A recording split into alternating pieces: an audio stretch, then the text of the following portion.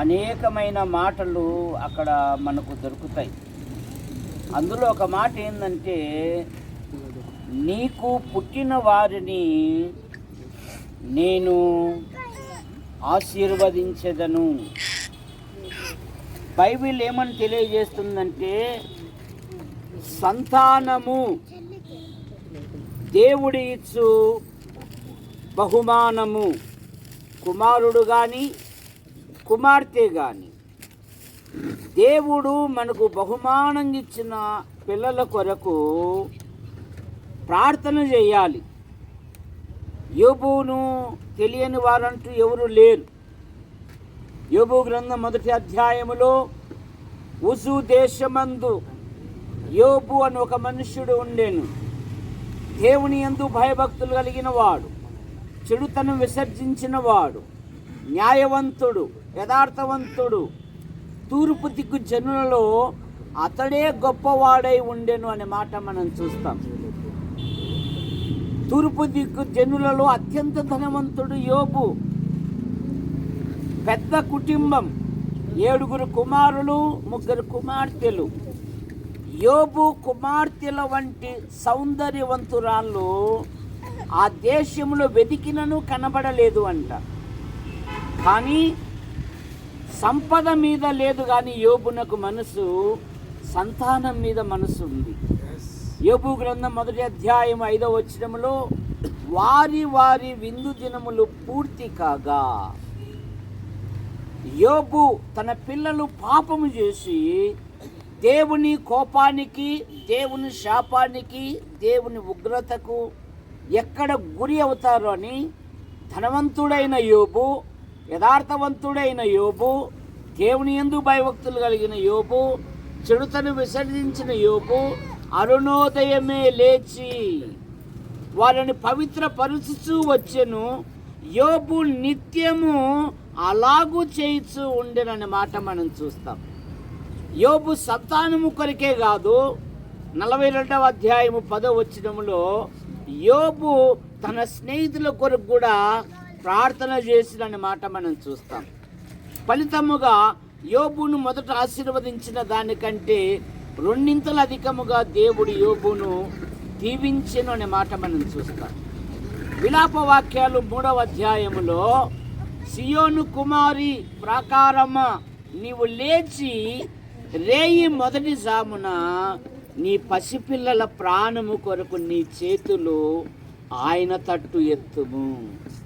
Bible పండితులు ఏమన్నారంటే, సంతానము గురించి బైబిల్ పండితులు తల్లిదండ్రుల గురించి ఏమన్నా సాక్ష్యం ఇచ్చారంటే, తల్లిదండ్రులు తమ పిల్లలను 1 హీరోలుగా చేయగలరు, 2 నీరోగా చేయగలరు, 3 జీరోగా చేయగలరు అంట.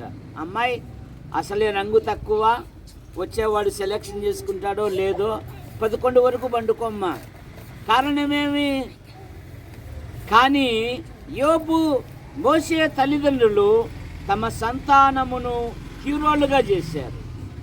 నీ కుటుంబంలో నీకు బహుమానం ఇచ్చిన పిల్లలను నువ్వు ఉన్నతమైన వ్యక్తులుగా చేయడానికి సదుపాయాలు అక్కర్లేదు. ఇశ్రాయేలీలు ఐగుప్తులు ఎలాగున్నారు?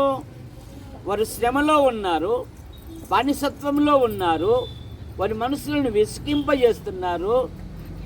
ఇతరు అంటున్నాడు, ఇశ్రాయేలుల మీద దౌర్జన్యముతో ఐగుప్తీయులు కఠినముగా పని చేయించుకుంటున్నారంట. కానీ అట్టి సందర్భంలో ఏమని రాయబడిందంటే, వారు దేవునికి మొరపెట్టిరి.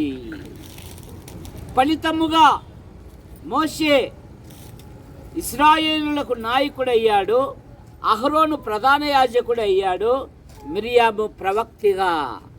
దానికి చూస్తానండి, తలకాయలు ఎగిరిపోతాను అందుకని. కాబట్టి నీ కుటుంబాన్ని ఉన్నతమైన వ్యక్తులుగా చేయడానికి సదుపాయాలు అక్కర్లేదు. నీ పసిపిల్లల ప్రాణము కొరకు నీ చేతులు ఆయన తట్టు ఎత్తుమని బైబిల్ సెలవిస్తా ఉంది. కనుక దేవుడు బహుమానం ఇచ్చిన సంతానము కొరకు ప్రార్థించాలి.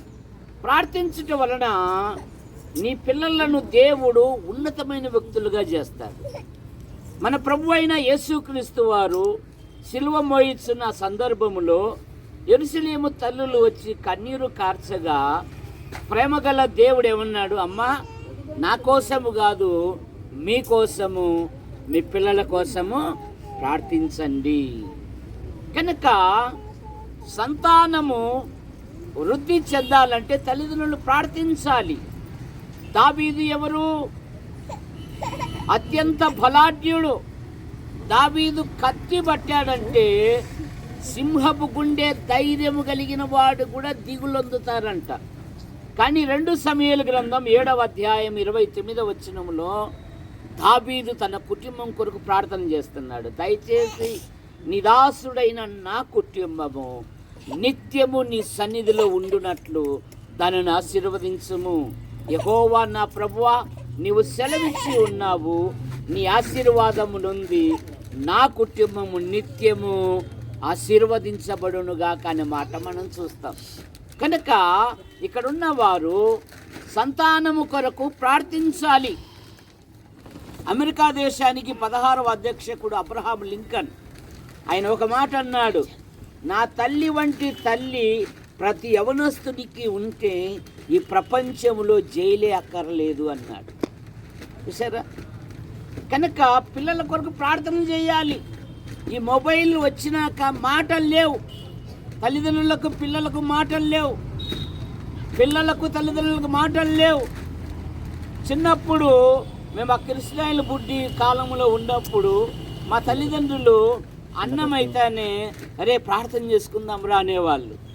ఇప్పుడు అన్ని సదుపాయాలు ఉన్నాయి కానీ అసలైనది లేదు. నీతిమంతుల గుడారంలో రక్షణ గురించిన సునాదము వినబడును అనే మాట మనం చూస్తాం. కనుక మన కుటుంబం కొరకు మనం ప్రార్థన చేయాలి. యెషయా గ్రంథం 44వ అధ్యాయము 33వ వచనములో నీ సంతతి వారిని నేను ఆశీర్వదించెదను. అబ్రహాము దేవుని స్నేహితుడు. అబ్రహాము లోతు కలిసి నివసించి వారు కలిసి నివసించలేనంత విస్తారమైన ఆస్తి వారికి ఉందంట. కానీ అబ్రహాము దేవుని సన్నిధిలో ఏమని అడుగుతాడంటే, దేవా ఇస్మాయేలు నీ సన్నిధిలో బ్రతుక అనుగ్రహించుము అని అడుగుతాడు. దేవుడు అంటాడు, ఇస్మాయేలు గురించిన మనవి నేను విన్నాను, ఇదిగో నేను అతన్ని ఆశీర్వదించి అతని గర్భమున రాజులు బయలుదేరుతారు అన్నాడండి. కనుక మనకు బహుమానం ఇచ్చిన పిల్లల కొరకు మనం ప్రార్థన చేయాలి. న్యాయాధిపతుల గ్రంథం 13వ అధ్యాయము 8వ వచనములో సంసోను తల్లిదండ్రులు ఒక ప్రణాళిక కలిగి ఉన్నారు. 8వ వచనంలో ఏమంటాడంటే మనోహ ప్రార్థన చేస్తాడు, పుట్టబోవు ఆ బిడ్డకు మేము ఏమేమి చేయవలనో ఆ దైవజనుని మరలా మా యొద్దకు పంపుము. ఇంకా పుట్టలేదు కానీ మనోహ భార్యతో చెప్పాడు, అమ్మాయి నీ ఆధ్యాత్మిక జీవితంలో నువ్వు పవిత్రంగా ఉండు అని. ఆమె తన భర్తతో చెబుతూ ఉంటే మనోహ ప్రార్థన చేస్తున్నాడు. ఏమని? పుట్టబోవు ఆ బిడ్డకు మేము ఏమేమి నేర్పవలెనో, ఏమేమి చేయవలెనో ఆ దైవజనుని మరలా మా యొద్దకు పంపుము. పుట్టకుండానే మనోహ తల్లిదండ్రులు, మనోహ భార్యాభర్తలు ఒక ప్రణాళిక కలిగి ఉన్నారు. అందుకని సంసోను శత్రువులను తల ఎత్తలేకుండా 40 సంవత్సరాలు మరి నెమ్మది కలగజేశాడండి. కనుక దేవుడు బహుమానం ఇచ్చిన పిల్లల కొరకు మన ప్రార్థన చేయాలి. 112వ కీర్తన 2వ వచనములో నీ సంతతి వారు బలవంతులగుదురు అనే మాట మనం చూస్తాం. కనుక దేవుడు బహుమానం ఇచ్చిన పిల్లలను మనము ప్రార్థన చేయాలి. 89వ కీర్తన 34వ వచనములో నీ సంతానమును స్థిరపరచెదను అనే మాట మనం చూస్తాం. బైబిల్లో కొందరు పుట్టుకల గురించి కొన్ని విషయాలు ఉన్నాయి. ఎనోషా పుట్టినందుకు ప్రార్థన చేయుట ఆరంభమాయను. ఇస్సాకుని గురించి శారా అంటున్నది, వినువారెల్లా వీడు నాకు నవ్వు కలగజేసెను. సొలొమోనును గురించి ఒక రాజుగారు, ఒక రాణిగారు దేవుని స్తుతిస్తూ ఉన్నారు. హీరాము దేవుని స్తుతిస్తున్నాడు. ఏమని? జ్ఞానము గల ఒక కుమారుని దావీదునకు దయచేసిన ఇశ్రాయేలు దేవుడైన యెహోవా స్తుతింపబడునుగాక.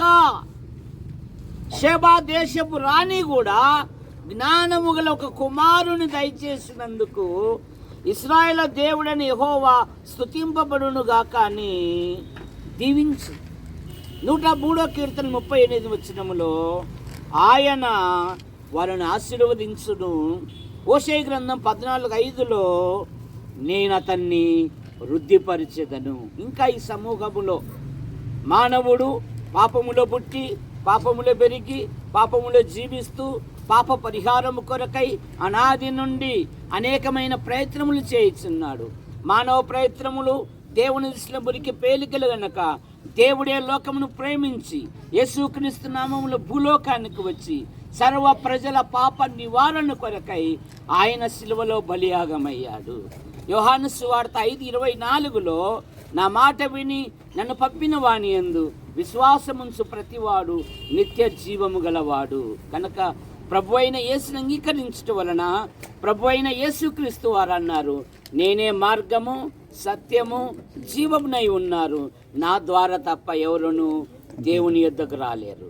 ఆయన నామం ముందు విశ్వాసం ఉంచు వాడెవడో ఆయన నామ మూలముగా పాప క్షమాపణ దొరుకును గనుక ప్రియులారా, ప్రభు అయిన యేసుని అంగీకరించి పాప క్షమాపణ పొంది దేవుని రాజ్యానికి వారసులు కావాలని మనవి చేయొచ్చు. నాకు ఇచ్చిన అవకాశాలను బట్టి పెద్దలకును కుటుంబ సభ్యులకును వచ్చిన మీకును ప్రభు అయిన యేసుక్రీస్తు నామములో వందనాలండి. Thank you.